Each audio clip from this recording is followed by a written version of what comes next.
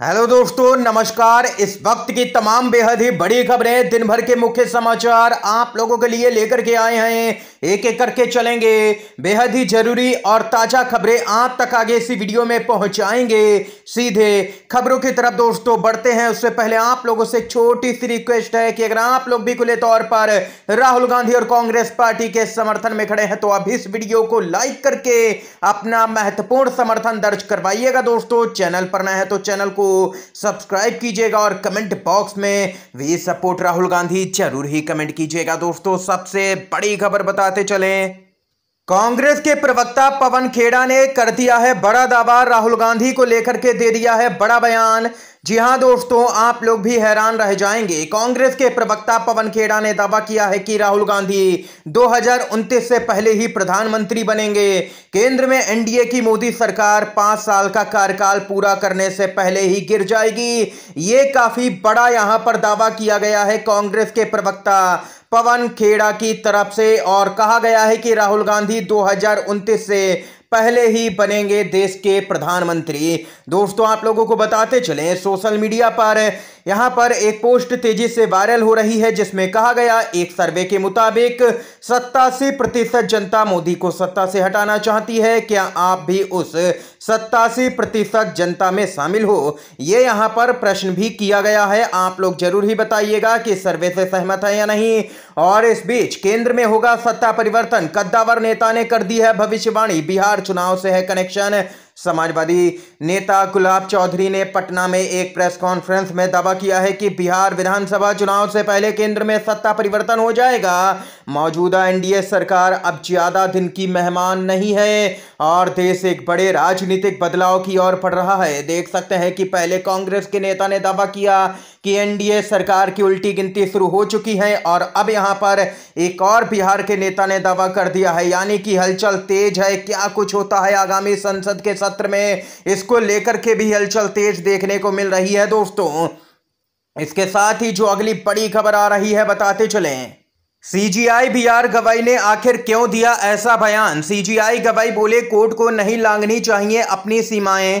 जी हां दोस्तों, भारत के मुख्य न्यायाधीश यानी कि सीजीआई बीआर गवाई ने कहा है कि देश में न्यायिक सक्रियता की भूमिका बनी रहेगी, लेकिन इसे इतना नहीं बढ़ाना चाहिए कि यह न्यायिक आतंकवाद का रूप ले ले। उन्होंने स्पष्ट किया कि जब विधायिका और कार्यपालिका नागरिकों के अधिकारों की रक्षा करने में असफल रहती हैं तब न्यायपालिका को हस्तक्षेप करना पड़ता है, लेकिन इस हस्तक्षेप की सीमा और मर्यादा होनी चाहिए। उन्होंने कहा कि न्यायिक सक्रियता बनी रहेगी, लेकिन कभी कभी जब सीमाएं लांघी जाती हैं और न्यायपालिका उन क्षेत्रों में प्रवेश करती है जहां उसे नहीं करना चाहिए, तब यह चिंता का विषय बन जाता है। सीजीआई गवाही से देश की जनता को काफी उम्मीदें हैं। दोस्तों, वक्फ संशोधन कानून पर भी सीजीआई की बेंच ने फैसला सुरक्षित रखा हुआ है, और इस बीच में यह बयान आना कि कोर्ट को नहीं लांघनी चाहिए अपनी सीमाएं काफी चौंकाने वाला है सीजीआई बीआर गवाई की तरफ से।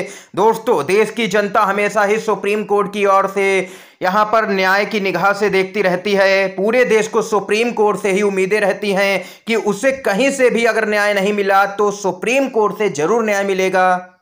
सुप्रीम कोर्ट के पास में अपार शक्तियां मौजूद हैं, जैसे कि आर्टिकल 142। इसके तहत यहां पर सुप्रीम कोर्ट कुछ भी फैसला किसी के भी साथ यहां पर न्याय कर सकता है, कुछ भी फैसला दे सकता है। और इतना ही नहीं, यही आर्टिकल मोदी सरकार को भी काफी खटकता है, और कानूनों की जो समीक्षा सुप्रीम कोर्ट के द्वारा की जाती है वो भी मोदी सरकार बर्दाश्त नहीं कर पा रही है। और इस बीच सीजीआई का यह बयान आया है। आप लोगों की क्या कुछ राय है इस खबर को लेकर के?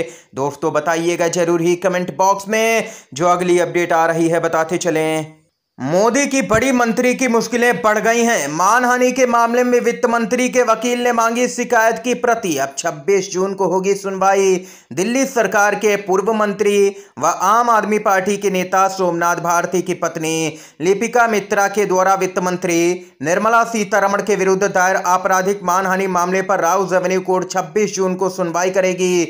अतिरिक्त मुख्य न्यायिक मजिस्ट्रेट पारस दलाल ने सीतारमण के वकील के अनुरोध पर सुनवाई स्थगित कर दी। इसके साथ साथ ही लिपिता मित्रा के अधिवक्ता को शिकायत की प्रति वित्त मंत्री के अधिवक्ता को उपलब्ध कराने का निर्देश भी दिया गया है। आप लोगों को बताते चलें, लिपिका मिश्रा ने आरोप लगाया है कि निर्मला सीतारमण, जो कि मोदी सरकार में कैबिनेट मंत्री हैं, उन्होंने विभिन्न इलेक्ट्रॉनिक मीडिया चैनल पर दिए गए साक्षात्कार में उनके पति सोमनाथ भारती के बारे में अपमानजनक, झूठे और दुर्भावनापूर्ण बयान दिए थे, जिसके बाद में मोदी सरकार में मंत्री निर्मला सीतारमण पर देख सकते हैं कि मानहानि का मुकदमा दायर किया गया। कोर्ट पहुंचा पूरा मामला और अब कोर्ट सख्त नजर आ रहा है इस मामले को लेकर के।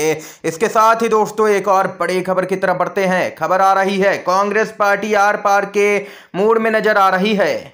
चुनाव आयोग कर रहा है रटी रटाई बातें। चुनावी नतीजों के बाद कांग्रेस ने उठाया मुद्दा, ईसी ने फिर दिया है जवाब। वही पुरानी बातें दोहराई जा रही हैं। महाराष्ट्र के चुनावों में ईवीएम में हेरफेर के कांग्रेस के आरोपों पर चुनाव आयोग ने जवाब दिया है। चुनाव आयोग ने कहा है कि नवंबर 2024 के बाद भी कांग्रेस ने ऐसे ही आरोप लगाए थे। चुनाव आयोग ने कहा कि मतदाता सूची में जोड़े या हटाए गए 1.39 करोड़ नए मतदाता थे। कांग्रेस के द्वारा चुनाव परिणामों के बाद ही यह मुद्दा उठाए जाने पर चुनाव आयोग ने आपत्ति जताई है। लगभग 1 लाख बीएलओ ने यहां पर क्षेत्र सत्यापन किया था। यह चुनाव आयोग की तरफ से जवाब आया है। कांग्रेस पार्टी का कहना है कि हर एक जगह पर बेईमानी हो रही है, कहीं पर वोटर लिस्ट के जरिए तो कहीं पर शाम 5 बजे के बाद में फर्जी मतदान करवाया जाता है, तो कहीं पर ईवीएम यानी कि मशीनों के जरिए गड़बड़ी। ये राहुल गांधी ने अपने लेख में भी आरोप लगाया कि लाखों यहां पर पूरी तरह से फर्जी वोटिंग कराई गई, लाखों की संख्या में मैच फिक्सिंग की गई। ये चुनाव आयोग और बीजेपी की मिलीभगत का भांडाफोड़ राहुल गांधी ने हाल ही में रिपोर्ट के माध्यम से किया, यानी कि लेख लिखा, जिसके बाद में बीजेपी यहां पर चुनाव आयोग का बचाव करती हुई आ रही है। दोस्तों आरोप राहुल गांधी ने चुनाव आयोग पर लगाए, लेकिन जवाब देने के लिए बीजेपी आगे आ रही है। जवाब चुनाव आयोग को देना था, लेकिन जवाब बीजेपी दे रही है। इससे ही आप लोग अंदाजा लगा सकते हैं कि आखिर बीजेपी और चुनाव आयोग में क्या कुछ यहां पर देख सकते हैं कि साठ गांठ है, वो सीधे तौर पर पता चल रही है। इसके साथ ही खबर आ रही है दोस्तों सामने निकल के, अपडेट है, अखिलेश यादव ने बहुत बड़ा कदम उत्तर प्रदेश में उठाया। अखिलेश यादव का प्लान 2027 पूरी तरह से तैयार। सिर्फ एक जिला छोड़ सपा के सारे जिला अध्यक्ष को हटाया गया। कार्यकारिणी भी भंग। 2026 के पंचायत चुनावों और 2027 के राज्य विधानसभा चुनावों से पहले समाजवादी पार्टी ने उत्तर प्रदेश में कुशीनगर को छोड़कर के अपनी सभी जिला स्तरीय समितियों को भंग कर दिया है। पार्टी के प्रमुख अखिलेश यादव के आदेश पर उठाया गया यह कदम ऐसे समय में उठाया गया है जब महीनों से अटकलें लगाई जा रही थी कि पार्टी पीडीए यानी कि पिछड़ा दलित अल्पसंख्यक फॉर्मूले पर ध्यान केंद्रित करते हुए अपनी जिला समितियों का पुनर्गठन कर सकती है। और अखिलेश यादव ने एक जिला छोड़ सपा के सारे जिला अध्यक्षों को हटा दिया है। ये अखिलेश यादव ने बड़ा कदम उठाया है। नए स्तर से संगठन बनाया जाएगा, कई बड़े चेहरों को मौका दिया जाएगा और कई नए चेहरे भी शामिल किए जाएंगे। इसके साथ ही खबर आ रही है दोस्तों, बताते चलें आप लोगों को, महाराष्ट्र के विधानसभा चुनाव को लेकर के कांग्रेस पार्टी ने उठाया है बड़ा कदम। जी हां दोस्तों, ताजा खबर, महाराष्ट्र में विधानसभा चुनाव जीतने पर भाजपा गठबंधन पर लगे गंभीर आरोप। जांच की मांग के लिए कांग्रेस पूरे राज्य में निकालेगी मशाल मोर्चा। महाराष्ट्र कांग्रेस का कहना है कि गत वर्ष हुए विधानसभा चुनाव में वोट चोरी करके भाजपा गठबंधन सरकार राज्य में सत्ता में आई। कांग्रेस ने यह भी दावा किया है कि चुनाव आयोग की मदद से वोट चोरी किए गए हैं और इस वोट चोरी की जांच नहीं की जा रही है। चुनाव आयोग की विश्वसनीयता दांव पर है और लोकतांत्रिक व्यवस्था पर हमला किया जा रहा है। कांग्रेस का कहना है कि महाविकास आघाड़ी को विधानसभा चुनाव में बड़ी सफलता मिलने की उम्मीद थी और भाजपा गठबंधन की हार निश्चित थी। यह समझ से परे और अविश्वसनीय है कि भाजपा गठबंधन को भारी बहुमत मिला जबकि गठबंधन 100 सीटें भी नहीं जीत पाया। राज्य कांग्रेस ने विधानसभा चुनाव में घोटाले की जांच की मांग की है। जागरूकता पैदा करने के लिए पूरे राज्य में यहां पर मशाल जुलूस निकाला जा रहा है कांग्रेस पार्टी की तरफ से। ये यहां पर दोस्तों काफी महत्वपूर्ण और बड़ी खबरें थी जो हमने आप तक पहुंचाई इस वीडियो के माध्यम से। दोस्तों आप सभी को अगर ये वीडियो पसंद आया हो, ताजा खबरें पसंद आई हो, तो वीडियो को लाइक कीजिएगा। इन खबरों को ज्यादा से ज्यादा अपने सभी दोस्तों में